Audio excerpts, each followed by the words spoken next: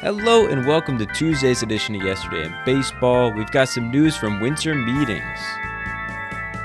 My name is Luke and today we're covering all the baseball news from the past few days as Winter Meetings has kicked off, and today we have some breaking news as Kyle Schwarber has just signed a 5-year, $150 million deal with the Philadelphia Phillies. This is a big pay raise for him and he's been a stalwart in their lineup for a while now. So we're going to break all that down. Some World Baseball Classic news, some other rumors and whatnot, in just a few short moments here.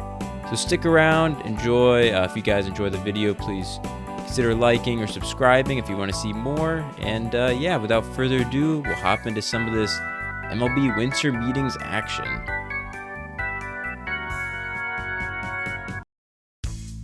So today I didn't know if we would have enough news for a show. And lo and behold, Kyle Schwarber signs a 5-year, $150 million deal with the Philadelphia Phillies. It's all kind of hinged on Schwarber. So now that he's signed, I think we're going to see a lot of moves following this as teams try to pivot and make other plans. We've seen the Pirates miss out on a couple big free agents now as they've talked with Schwarber, apparently offering him a record-breaking 4-year deal for their team. Also, they appeared to be in on Naylor. And, their lack of spending and signing in the past might be catching up with them as teams or players just don't want to go there. I also saw the Reds as a good fit for Schwarber, but again, I said it that in my heart of hearts, I knew that he was going to stay with the Phillies. I was optimistic, but again, unfortunately, I was correct in that sense. But again, he's one of the biggest bats, the most exciting bats. Last year, he put up 4.7 WAR, hit 56 homers, 132 RBIs, and had a 240 batting average. And believe it or not, he's been with Philly for 4 seasons now. He's put up 187 homers for him across those 4 years. He put with Chicago for 6 years, and he put up 121 with them. He's just been a monster over there, and seems like a great fit. And a win-win for everyone over there. Again, that's a big pay raise. He's up to $30 million AAV now in that 5 years, $150 million deal. Big for everyone over there as they try to keep that core together and make a true World Series run again, as they haven't made it there since 2022. In other shocking news, the Mariners traded one of their former top prospects, Harry Ford, alongside Isaac Leone, to the Washington Nationals for Jose Ferrer, a left-handed reliever. And that's kind of a significant move because, again, he was going to be the guy behind Cal Raleigh. And, again, he is a catcher, but was one of their top prospects. And to get just one reliever back in return, a good reliever, but it's kind of a puzzling move to me, a shocking move. And I've seen people talk about on the Mariners side how they can kind of clog up their 40-man roster and kind of alter their offseason plans in ways they didn't really want to see happening. So, if I was a Mariners fan, I probably wouldn't be too thrilled about this. But again, the trade just happened. He's still young. These trades can, sway many different ways over the course of time. Mike Soroka and the Diamondbacks agreed to a 1-year deal worth $7.5 million. Soroka has a career 3.85 ERA. Last year, he had 0.6 WAR and was 3-8 with a 4.52 ERA. He started 22 games. It'll be interesting to see if the Diamondbacks use him in the rotation or out of the bullpen. If he's a rotation piece and he's solid, that's going to be a great value for that deal at only $7.5 million. And the Tampa Bay Rays just signed up a deal with lefty Steven Matz. Matz played with St. Louis and Boston last year after, playing with St. Louis for a good number of years.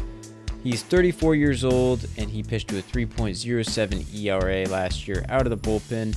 As a Cardinals fan, I can say he was fairly inconsistent health-wise and not the best starter. But out of the bullpen, he was pretty good, and you could trust him out there. Again, relievers can be kind of finicky, but hopefully that continues for his sake. The value at the moment is uncertain, but we know it'll be a 2-year deal as of now.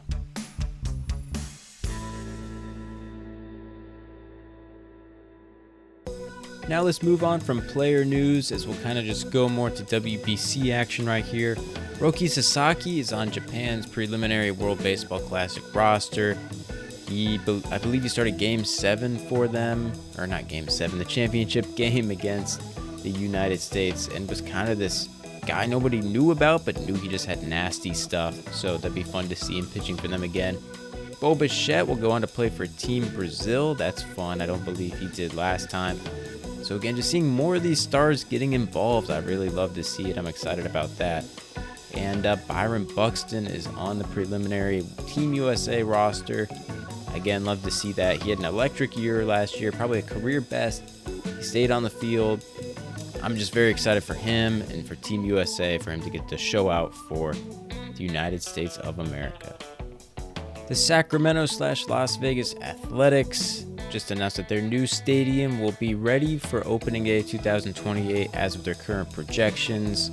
That puts them in at least a couple more years out in Sacramento.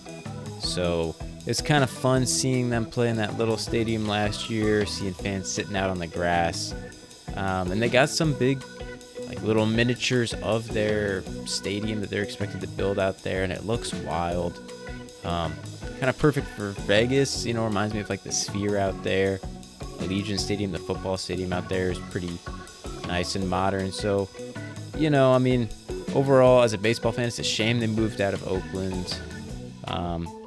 But if they move to Vegas, just try to do it the right way. Start fresh, be good with the fans there and everything. And don't forget the roots of Oakland. But I think a lot of people, myself included, are pretty upset with John Fisher moving that team and moving it out of Oakland when they didn't have to do that, and making the team, have to be put up in Sacramento for a couple of years. Not saying that Sacramento is bad, but they could have played these next couple of years in Oakland, but he just wanted to get him out mentally of the picture of Oakland as fast as he could. Just something I'm not a big fan of. And lastly, we have Jeff Kent being elected to the MLB Hall of Fame. The second baseman has the most ever homers from a primary second baseman at 377. He put up 55.4 career B-WAR, 2,461 hits. A truly great player. He played 17 years in the big leagues, 6 with the Giants, 5 with the Mets, 4 with the Dodgers, 2 with Houston, 1 with Toronto, and 1 with Cleveland. Kind of a journeyman, but congratulations to him. Hall of Fame is always a big honor, so that's pretty exciting news. And the first of this year's class, so very fun to see. That's everything from Tuesday's show. Thank you guys so much for listening. I really appreciate it. Again, hopefully winter meetings pick up here. Hopefully Kyle Schwarber is just the first of many dominoes to fall. As each of these guys sign, I'm going to be kind of covering a short 45-second to a minute analysis on each signing as they go. So stay tuned to my YouTube. I'll be uploading little shorts videos of those that you guys can follow along. If anything major happens, I'll at least put something up on Spotify, and I'll come up with a subsequent later YouTube video. So thank you guys for following along. Hope, like I said, this is just the first of many dominoes, and winter meetings really picks up steam here.